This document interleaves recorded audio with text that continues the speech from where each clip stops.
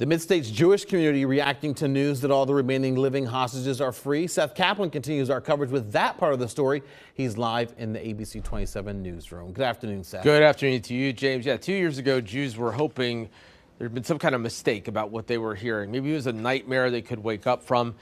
It wasn't. Now, hoping this is not just a happy dream. Indeed, as we heard a moment there ago from ABC, the remaining living hostages really are free. Every Sunday morning for 2 years now, groups across the country, including one in Harrisburg along the river, have met to run for their lives, as they called it. In other words, run or walk for those physically unable to run to demand the release of the hostages.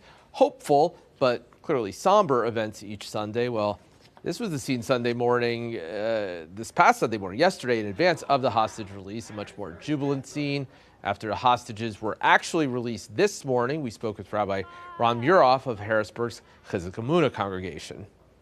We remember what happened 2 years ago, 1,200 savagely murdered in their homes, 251 people taken hostage, and these last 2 years have been hell for the people of Gaza, and Israel's simply been trying to defeat Hamas. Hopefully now with this agreement that the president and his advisors have helped to forge with the support of many Arab nations will in fact lead to Hamas being disarmed.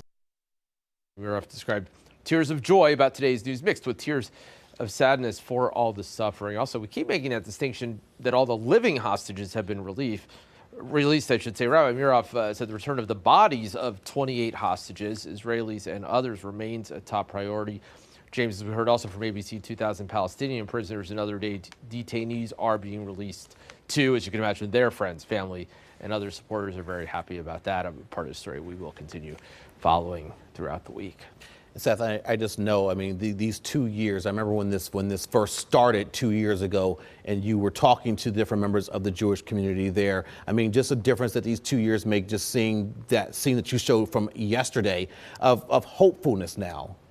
Exactly. You know, and look, the scars are always going to be there from what happened on October 7th. Obviously, in a country the size of Israel, there's, you know, anybody who didn't know somebody directly who was killed or taken hostage that day knows somebody who knows somebody, right?